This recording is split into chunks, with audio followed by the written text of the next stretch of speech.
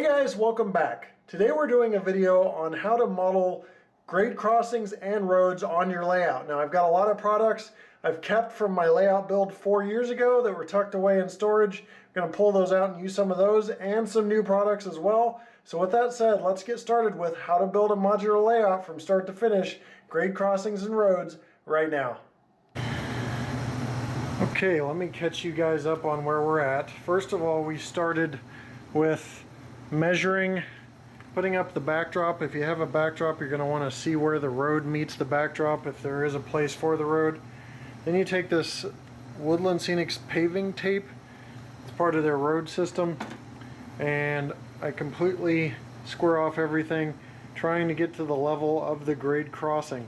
So I put the grade crossing here.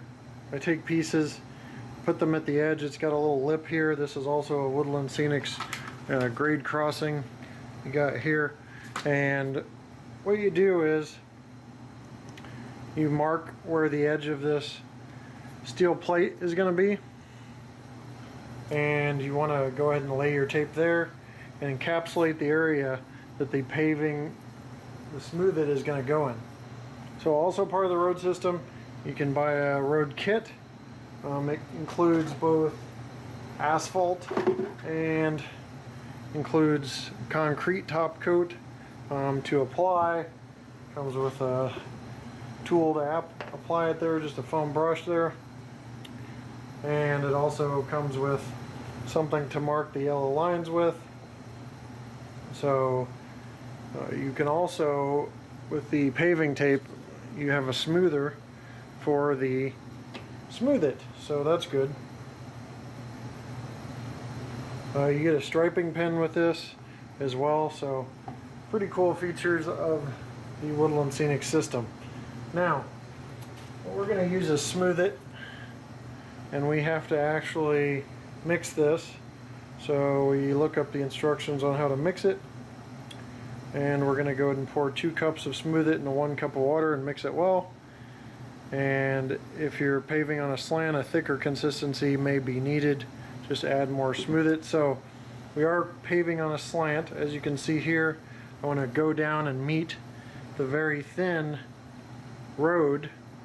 So I've got little steps to go down to this point here. So we are paving all the way to the edge and going down gradually where we pave. So with that said, I'm going to go ahead and mix this and we'll get ready. So I've got the smooth it mixed to a very thick paste. I don't know if it should be this thick, but it is. I'm going to start over here. We're going to start applying our road. So good news is we got a smoother to smooth this out in a minute. This is almost the thickness of like a Frosty. It's almost frozen, so I don't know how accurate. I think I may have been overboard with the thickness, but that's okay. Just going to go ahead and apply. It's got a nice consistency. You don't have to worry about running or breaking your barrier, which is good, but I just hope everything turns out well, because I made it pretty thick. So I'm taking my hard piece of plastic, I think it's styrene actually. I'm using it to work my way up to the grade crossing. Try not to get anything on the rail. So as you can see here, we've leveled this out as much as we could with the smooth it and this level that comes in with it. This looks like a thick piece of styrene. So it's not perfect. We just got our slants in place. As you can see, there's quite a bit of caking above the tape here. Not a big deal because the tape comes off. What you do want to make sure of is that you don't actually get it on the rails, because it'll harden pretty good. So if there's any on the rails, you're going to want to remove it with something. Now that this is done, we're going to let this sit. I'm going to say 24 hours. They don't really give a specified time, but we're going to let this sit, and then we will remove it to actually sand this down with 220 grit sanding paper and then we'll go to the next step. All those crossing gates certainly sprung up out of nowhere. I decided to go ahead and install these crossing gates, probably against my better judgment, because what I should do is do that after the road's painted and everything, but I had to wait for the road to dry and cure properly, so I figured what the heck, let me not waste any time and install the crossing gates. So went ahead and installed those, but now we're going to actually paint the roads, and to paint the roads we have to bust out the Woodland Scenics asphalt top coat. It's what we're going to use because that matches the best with the backdrop.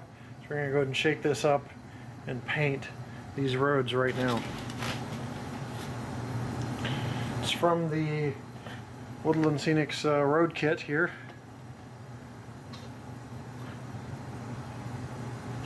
And we've got a dabber. We've sanded off our road.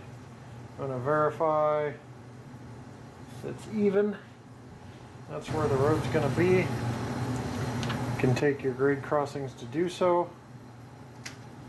We've got an even surface there. So the last thing is take a brush or something, get all the debris off of there.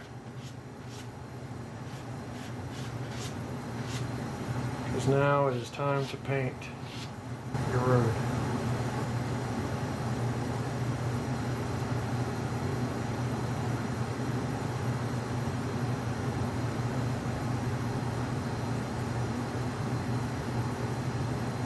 We're just going to go ahead and get a coat of paint on here, dab it in where you can, and we will continue.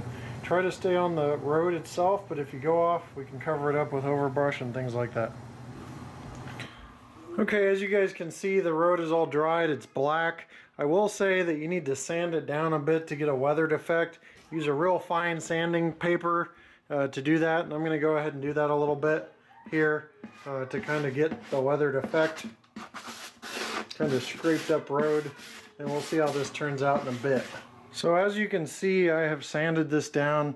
It's got a nice little bit of a weathering effect on it, and then I went back with a Sharpie and kind of blackened in some areas that makes it look like patches, so it's contrasting just a little bit. Now I'm taping off the edges because I'm about to paint the rest of this module. So I'm taping off the edges to make sure I don't get no paint anywhere. And once again, I'll protect these gates I probably shouldn't have put up until the end. So I've got this area ballasted. I've got the grade crossings in place, not actually glued down yet, but grade crossing grates from Woodland Scenics are in place. And I've put up the backdrop so that you can see how the road merges with the backdrop. Now I got some forelighting so that there's not so much of a shadow here, but the backdrop, you see the road start to curve off to the right. I measured this out and lined it up, but it may be hard to tell, but there's a stripe on the road here and two white stripes on the end, so we're going to try to at least put the yellow stripes in the middle and possibly the end stripes so we can get that done and matched up. Now in order to do that, I got some stripes from Woodland Scenics.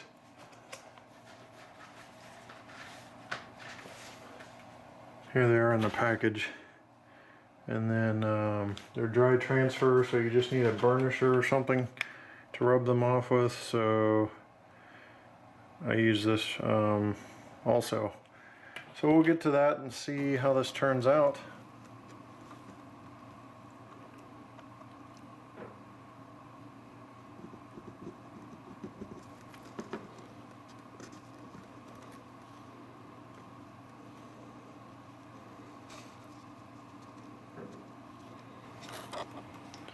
So here's the grade crossing, the double lines going off into the distance. Got a little wavy at points, but overall it's a nice merge in with the backdrop. I just have to find a way to put some trees and stuff to make this more scenic. So here's your completed scene. We've got the road, we've got the double lines marked in the middle, we've got street signs up, the crossing gates up, the track is all ballasted, the actual grade crossing plates are in place that I showed you at the beginning of the video. Those are from Woodland Scenics. So overall, everything is in place. Now I mentioned, I believe at the beginning of the video, because it's been a few days as the magic of editing kind of happens here, that I measured when I put the backdrop up where the road went. And as you can see, the road lines up perfectly with where the road now is on the backdrop. So the road on the backdrop, it's a little hard to tell, but it has double lines as well. And those double lines actually show and match up perfectly with the backdrop as you run off into the distance to kind of merge the two together. So it's really cool to be able to do that and then add a weathered look, you know, a couple patch spots in the double lines on the actual road. But overall, it kind of merges into the background as this road takes a sharp curve as it does in the backdrop with those double lines. So a real improvement over the last grade crossing, I think. Still not perfect by any means. But the last grade crossing, for example, had dash lines going all the way across. As most people know, you don't have a dash lines, you can't pass over a railroad crossing. So I did the double lines, you got the nice backdrop now. Great improvement. So I think these Woodland Scenics road kits and the grade crossing kits, they do a great job of kind of making the road building process easier. Well, hey guys, that wraps up the actual road building process. I hope you understand better how to build a road, some of the tools afforded to you in order to do so. Are those the only ways you can do it? Absolutely not. I had a lot of questions on some of these how-tos. Is this the only way I can achieve this? No. There are more economical ways of achieving the road building process and different things. One example, instead of using, you know, Woodland Scenics road tape, you could use like double-sided tape, things like that. I don't want to mislead you guys into thinking that those are the only ways. This is just how I do it. Like, I've had that Woodland Scenics road kit sitting around since my layout build in 2011, and I used it in 2011 to actually do some road stuff. Didn't turn out as well because I ended up putting a fake road over it, but now we've got a real road with striping, double-sided striping, that's actually dry transfer, and I think it looks a lot more realistic. We've got a little weathering effect, which actually plays into what I'm looking at doing with my rolling stock and locomotives now that my layout's starting to look more realistic. So we're starting to get in the weathering a little bit, and the road is a good place to start, but pretty cool stuff to be doing this grade crossing with. That said, I'm going to leave you guys with a run-by, like I mentioned, of a train. There's going to be some newer release cars out that have just come out from some different companies out there. You can identify them and put them in comments or something. But enjoy the run-by, and we'll see you next time right here on my channel. Take care.